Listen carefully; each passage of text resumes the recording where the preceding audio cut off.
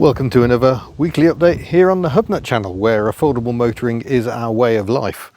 And speaking of which, I've got a stereo in this car that is quite nice, but needs to be in that car. So one of the jobs today is going to be to fit that. First job, I've got to take the stereo out of this one. So this is the a Toto unit that I'll freely admit we got on a commission and payment basis.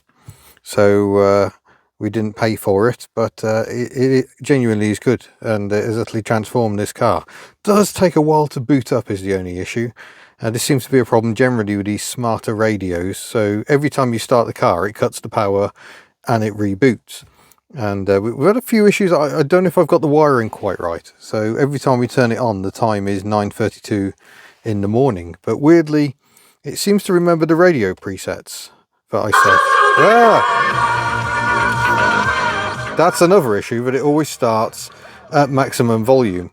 So hopefully we won't be copyright blocked on that. But my friend Phil, who supplies audio equipment for a living, is coming to help me transfer this one to this one, my Australian Ford. And I want it done properly because we've got steering wheel buttons for the stereo that I want to work. And the wiring is different. It needs a specific wiring plug to fit the Australian Ford wiring. So Phil is going to sort that out. And then I can enjoy cruising with some decent technology in Betty the Ford Fairmont. So that'll be good. So stage one, I've got to get the stereo out of this one, which should be pretty easy. It's those 4 screws. Let's cut the power and get it out. That bit didn't take very long because there's not very much to it. Someone had already been in here and retrofitted the wiring to make it quite a lot different from factory. But now I've got a question. Do I want all this stuff? Or do I want to go back? We've got the original cassette player that came with this car, and I'm quite tempted to fit that. Although I don't know if we've actually got the cage for it. I'll have to explore, because that would just look absolutely perfect. And to be honest, we only really listen to the radio in this car. It's only used for local stuff, so we don't really need all the other stuff. And I have actually got some cassettes. Well, this is the unit. I notice it's actually a CD player and a cassette player. Seems a very fancy bit of kit for what was a cheap car, doesn't it? But yeah, as I suspected, I haven't got the cage with it. So there is actually no way of attaching it, unfortunately. And the wiring, I haven't got the right wiring anymore. It would have had a different loom adapter to plug in there, I think. Or am I wrong? Would that go straight in? Let's try it. No, it looks like it should go, but it does not in fact go, which is a shame because I've got full logic auto reverse. How fancy. A removable face panel as well. So yeah, it just doesn't fit there, unfortunately. Bit of a shame. It kind of looks like it should fit, but nonetheless doesn't. Unfortunately, not much to report elsewhere on the fleet. Tuck's been sat here since coming back from our Barrera on Vintage show. I'm still waiting for payday to buy more parts for the Daihatsu Charade, and everything else is just kind of sitting in here. The Vel Satis should have an update in this video on the Vel Satis. Hoping to collect that tomorrow. Sangong Rodius, I did 200 miles in it yesterday. Otherwise, not much to report as yet. Planning the next round of works on that. So I am joined by Phil, a friend I've known for a very long time through the Slightly Sweary Forum, yes, as I call it on here. The brown one. Yeah, but you run a business doing car audio. Yeah, I run a business, PH Autoparts. We sell car audio, most of the parts you need to fit new radios in cars and speakers, all that type of thing, as well as retaining steering wheel controls, reverse That's what sensors. we want. Yeah. All that type of thing. I could get a reverse camera. I haven't got one, but one day maybe I'll have that. But what's interesting is you actually have experience of Australian cars. I do, yes. So I've run... Which is unexpected. Yeah, I spent quite a long time in Australia and New Zealand. I've run a Ford Fairlane, so it's a bigger version of this. Yeah.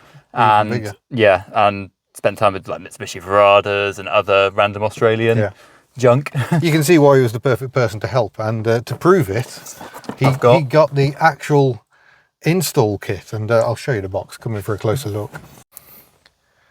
So there we go, before and after shots, and just look at this beauty with the body kit. That's how cool we are going to be. It's going to transform this car.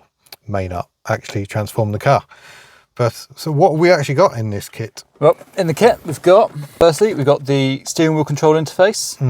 This is all labelled up AirPro, which is an Australian company. It's quite difficult to get the parts here for these in the UK, but they're, Funnily enough. yeah, came from Australia.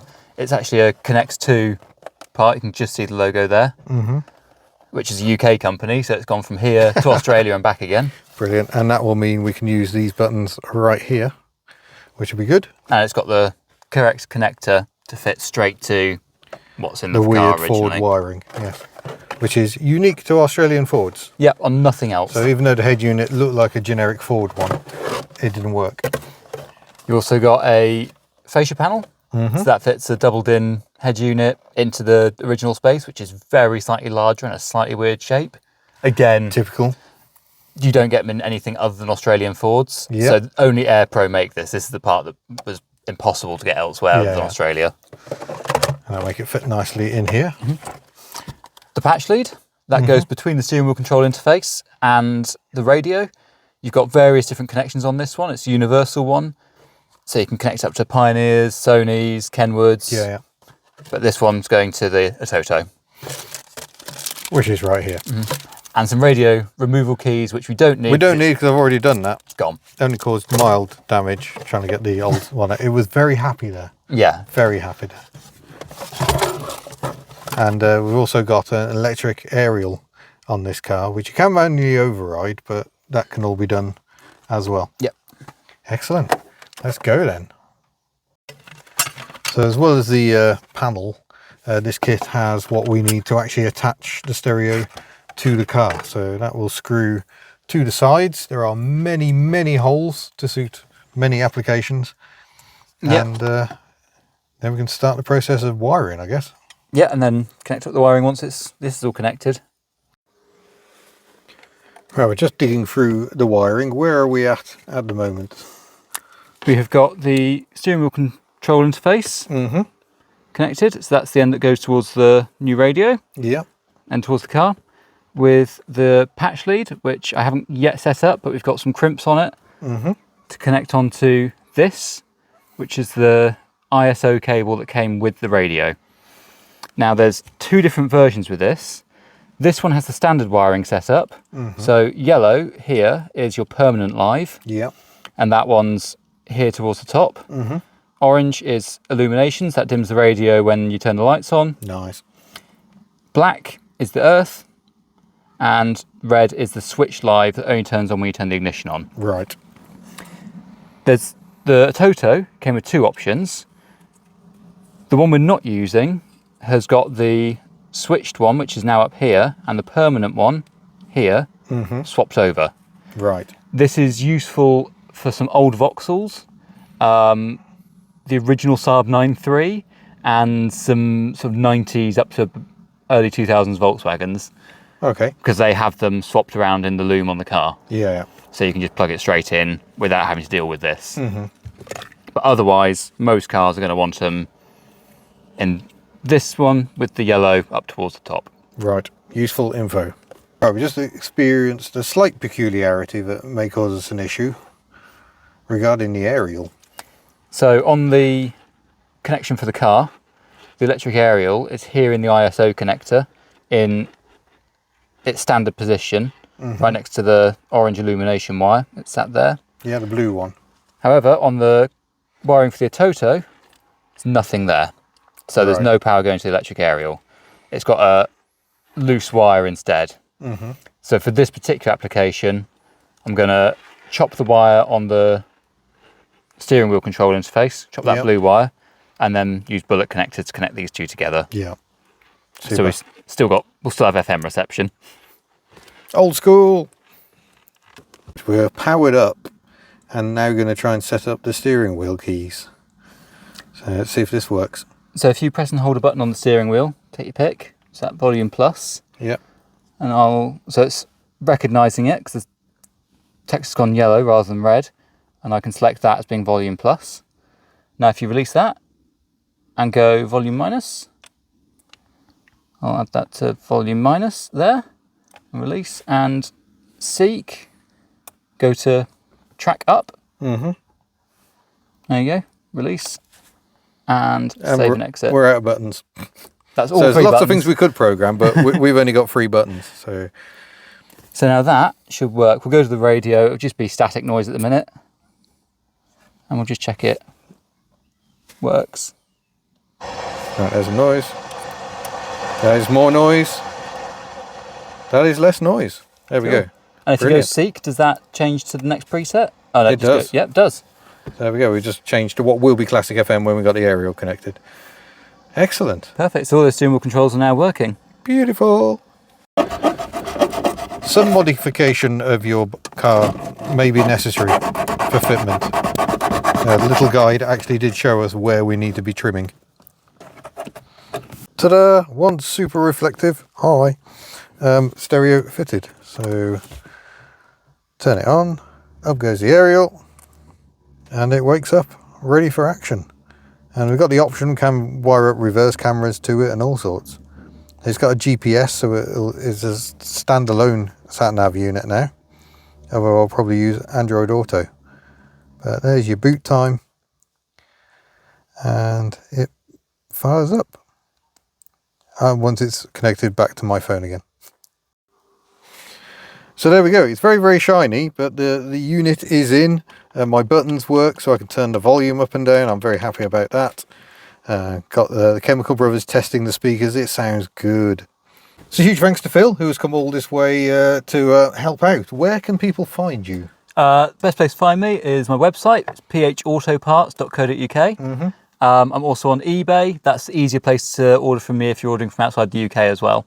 Brilliant. Well, thank you very much. It's very, very pleasing to finally have some decent modern connectivity in Betty, the Australian Ford. So I'm currently in the back of Desmond, which when Miss Hubnut is driving is amazing. Look at the legroom. Absolutely incredible. But yesterday I went out in the Rodius to fetch a boy. It was his GCSE results this morning. He's done very, very well. Very proud. Well done.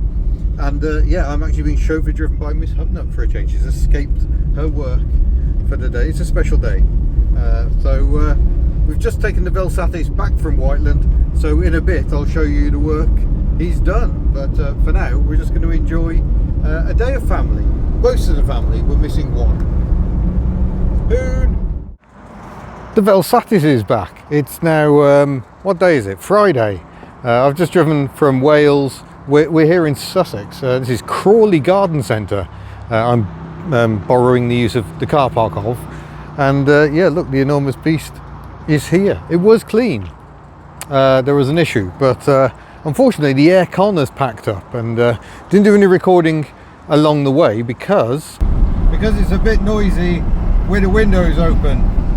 Yeah, it was a bit noisy because we just had to keep the windows open, but as you can see, now covered in fingerprints, marvellous, and filth. We've just been to a music festival to drop off Mini Hubnut with his sister. They're doing first aid at a music festival. Pretty cool. But yeah, I was hoping to show you how lovely Lewis's bodywork was, but it's all covered in dust now. But that looks good, doesn't it? A bit too good maybe, but oh no, look, that's reflection as well. So you can see me there, hello, and then we move on to the bit Lewis has painted, and it's a bit like one of those weird mirrors, but lovely job. So that nasty crash damage pulled out, and skimmer filler over the top, and a few coats of paint because we had some paint match issues. It turns out this quarter has probably been painted before, and Lewis was really struggling to get a colour match on it, but yeah, I'm very happy. So the next stage for the Vel Satis, apart from the fact he's got to get me home to Wales, is MOT. So MOT next week, that'll be in the next video, and then we'll be moving it on. We're not doing a prize giveaway on this, it will just be a straight sale. I think I have an interested party already, though no money has changed hands yet. It's kind of pending the MOT result, because my asking price may have to change if it fails badly and I have to spend loads of money. We'll see. But yeah, wafted down in great comfort today. The interior is still looking quite pleasant. Mini Hubnut discovered that the head restraints do this, so you can have a different angle of rest if you so wish. Doesn't really work for the driver, quite nice for the passenger. See, he's in recline mode. He's been snoozing along, but the dust in the interior is now covered in blooming dust. Ugh, it got everywhere. But yeah, not a bad trip at all. But I think the most remarkable thing, until we started hitting traffic here in Surrey, was the computer reckoned we were doing 39 mpg. I kept the speed pegged at 62 miles an hour, 62 sat-nav miles an hour, 65 on the display here. Just set the cruise, and we've been wafting. And we went heads of the Valley Road.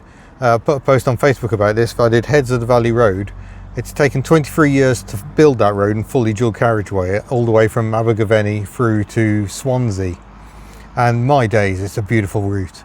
And on a day like today, where I knew the M4 would be sheer misery, it was so nice to get off and go down a dual carriageway that has very little traffic on it. So we went that way and then went down the 449, back to the M4 for more M4 traffic misery. But actually, once we got past Bristol, it was absolutely fine. And then obviously the closer you get to London, the worse it gets. But yeah, 39 mpg. We'll see how that fares. I'll just pop the ignition on. So we're showing just under half a tank of fuel used. Let me see if I can get it to tell me. It reckons the oil on the dipstick's low. Worrying.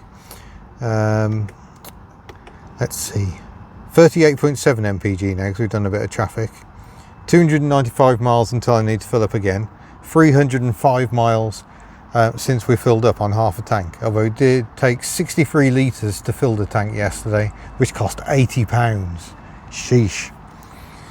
So I don't think I'm going to get back home without filling up again, especially I've got some running around to do while I'm down here in the south. Off to play with another electric car tomorrow, meet a good friend, and then yeah, hop from it back to Wales. Addendum, yes, it does seem to have lost a bit of oil.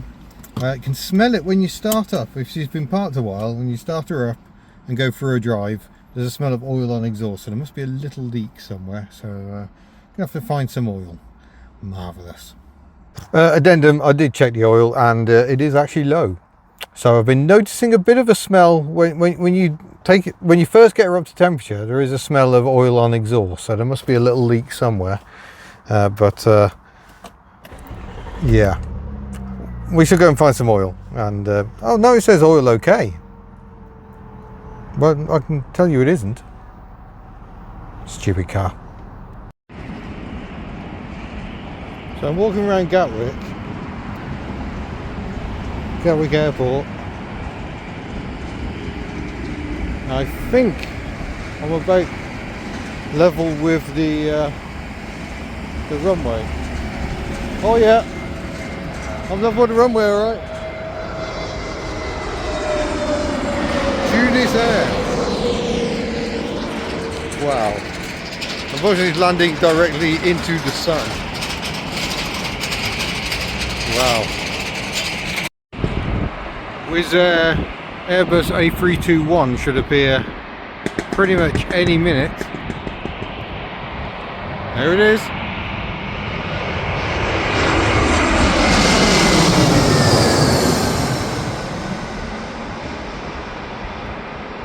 Oh, lovely.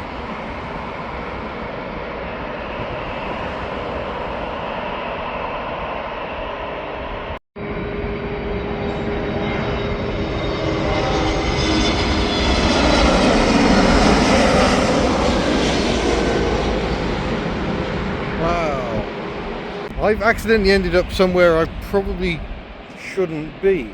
I don't think it's wrong for me to be here. It's wrong for me to be the other side of that fence though.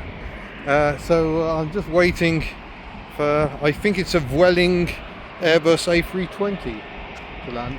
I can hear it. Oh, there it is. Oh my God. Ah, Vueling.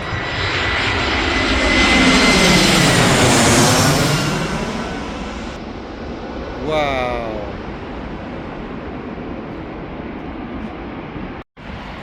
Technically I think I'm only trespassing if I'm the other side of that fence, so I'm not doing that. I thought there was a pedestrian walkway through here. I did find a legitimate cut in this fence from a bus stop.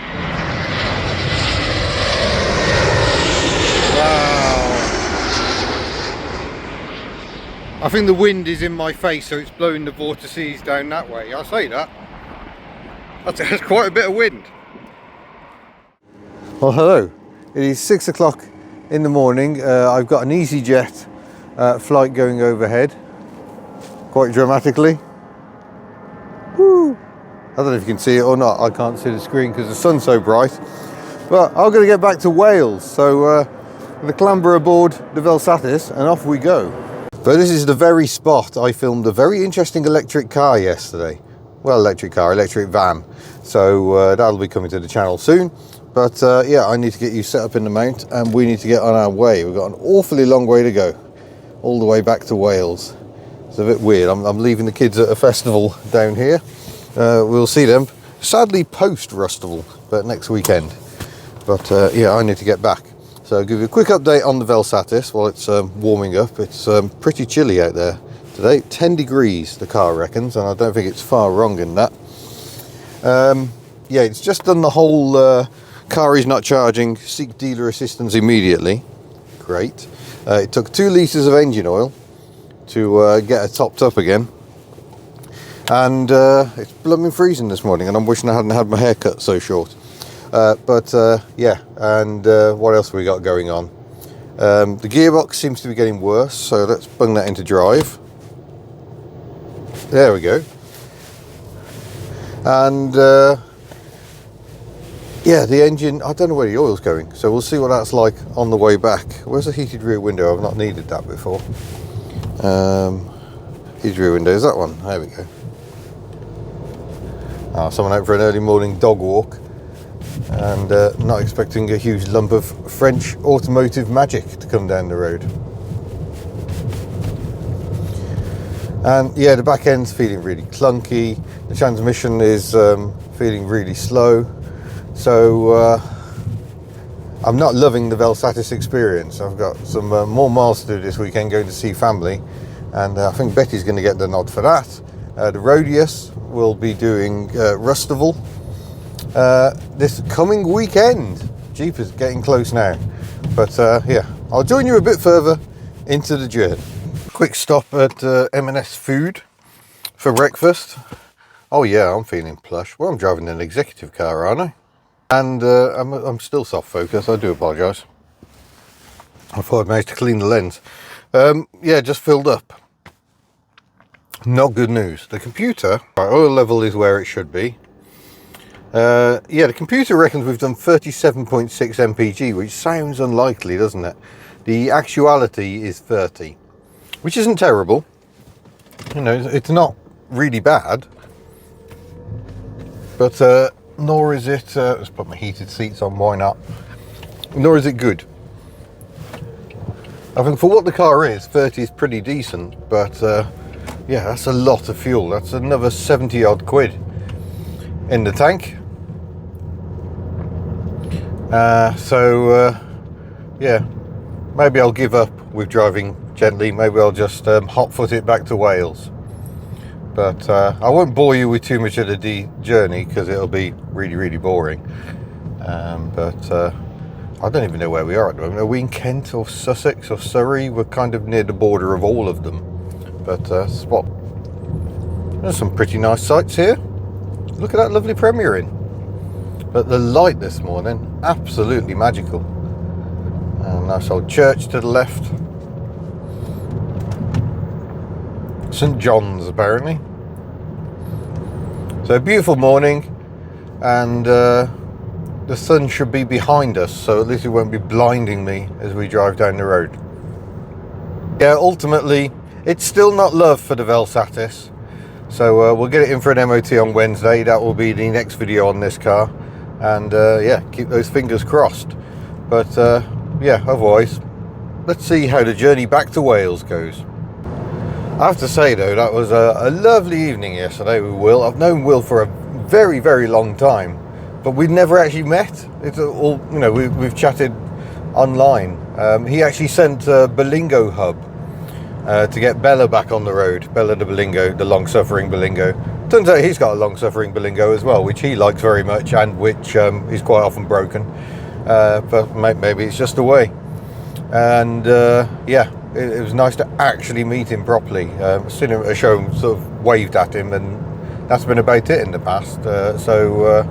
Yeah, good to have a proper catch-up after a very, very long time. And yeah, we just chatted cars and music for many, many hours. It was lovely.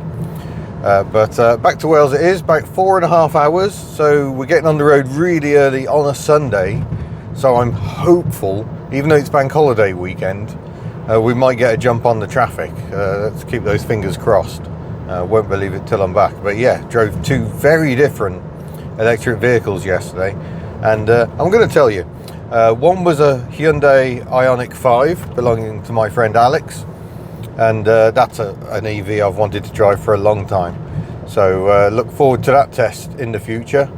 And then I went to see Will, and he's got a fleet of electric Berlingos, although only one is currently roadworthy. But he says he's got a bit of a problem because EVs were free tax for a very long time. But the government has realised that that's not a good money-making strategy if everyone's got free tax.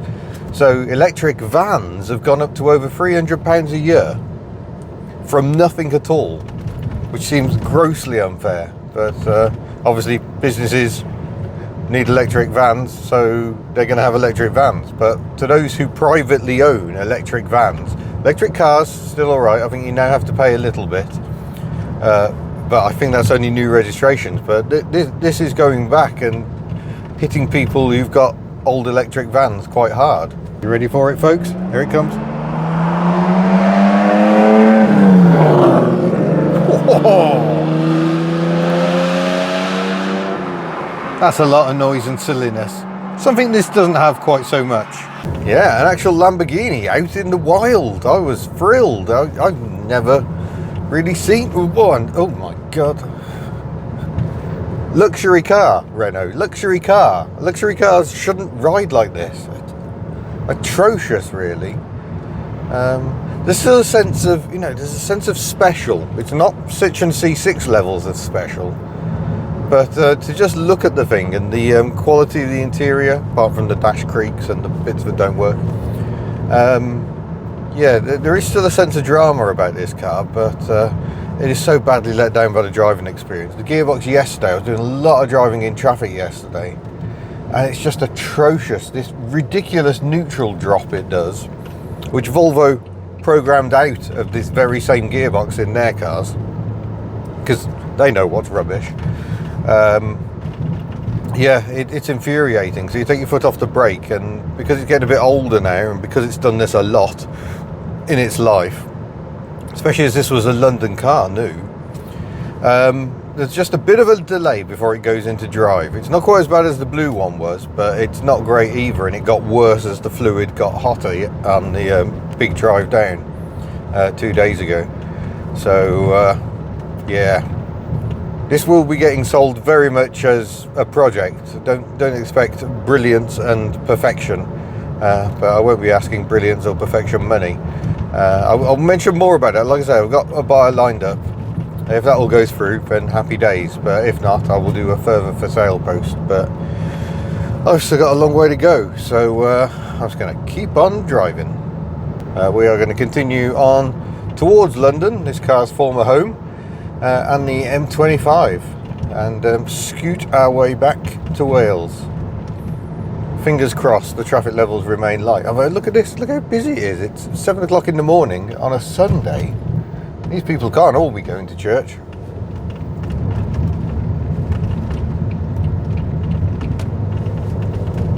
Oh, I can let her sing though.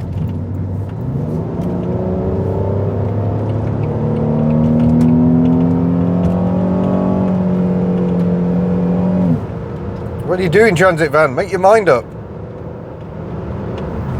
But you see how you get to your speed, you lift off, and it just doesn't know what to do. It gets so confused.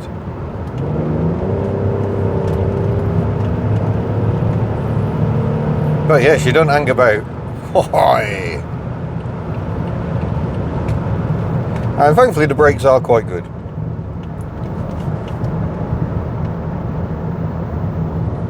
Right, we're going to get through this 70 litres of fuel quite quickly if I drive like that, so I think we'll go back to waft mode. And you can stay with us as we jump onto the M25.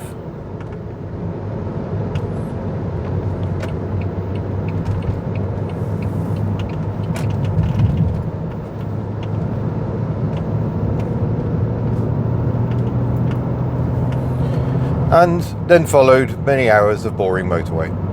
Or so he thought.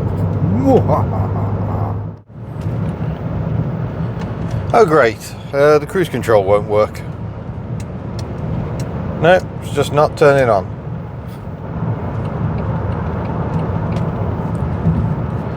I might have to do the limiter. If I set the limiter, then I can just have my foot flat to the floor and we'll stay at exactly this speed. It's not perfect, but it appears that's how we're going to do cruise control today. That's rubbish. The starting thing's gone into limp mode, which means I've only got third gear, and I'm still I think I'm now under 200 miles from home, but home is still a long, long way away. And I'm coming through Bracknell, nowhere to stop, because obviously first thing I'm going to try is just your old manual reboot and see if we can get it back again. We were at traffic lights and I put my foot down. Of course, it had neutral dropped and the revs went up and then it banged into drive. And I don't think it liked that. So I'm just going to pull into this lay-by if I can find a spot. Oh, that might be harder to do than I imagined. Let's just go here. Yeah, this business here isn't currently open, so I can stop there. We're going to turn the car off, do a full turn off and actually take that out. Automatic parking brake faulty. It just gets better and better. Buy a Renault, they said. It'll be fine, they said. Automatic parking brake engaged. Yeah. Oil level. Oh, test of control system. Here we go. Tire pressure okay. Right. Question is, have we got first gear?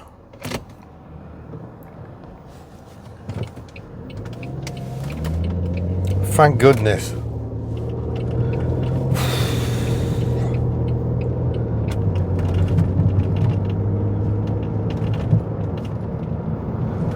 Well, that is something of a relief. I was starting to think I was going to have to get all the way back to Wales in third gear there, which would not have been pleasant because, as you can imagine, in third gear it doesn't get away well from the line. Is that a smell of gearbox oil? Or is that engine oil? I don't know. Don't worry about it, it's fine. That's nerve-wracking moments, folks. Oh, to be fair, apart from the creaking dashboard, this is what this car was made to do. As soon as you get off the motorway, horrible. Cruising down the motorway, 70 miles an hour. Yeah. And especially as it's still cool enough for I'm not missing the aircon yet. Yes, it's just lovely. It does waft along very merrily. I've got Radio 3 on, it's classical music. It's yeah, traffic levels still light at the moment. Won't count my chickens till I'm home, but this is the life. Blimey, we've just reached the very end of the M4 motorway at Pont Abraham. Let me turn those fans down a bit. And that is the first time we've come to a stop since Bracknell, where we were having the gearbox issues. So let's hope. Off the brake. Where's the drive? Oh, there it is. I think it's fair to say this gearbox is not very happy. Now I do still have some fluid and the tube to put it into the gearbox. So maybe it just needs a bit more. Previous owner did actually change the fluid, but because it's a sealed for life gearbox, I think it's quite hard to know when you've got enough in. But either way, not a happy gearbox. Oof. But yeah, I've just been driving along constantly. We've done like over 200 miles since we last spoke, and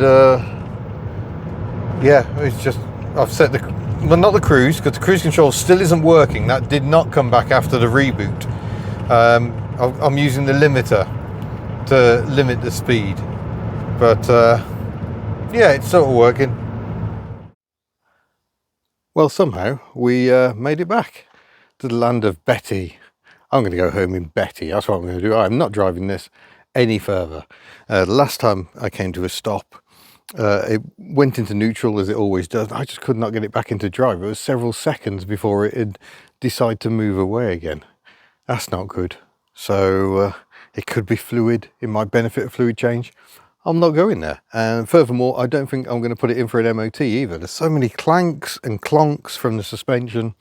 I think, frankly, it would be a waste of my money.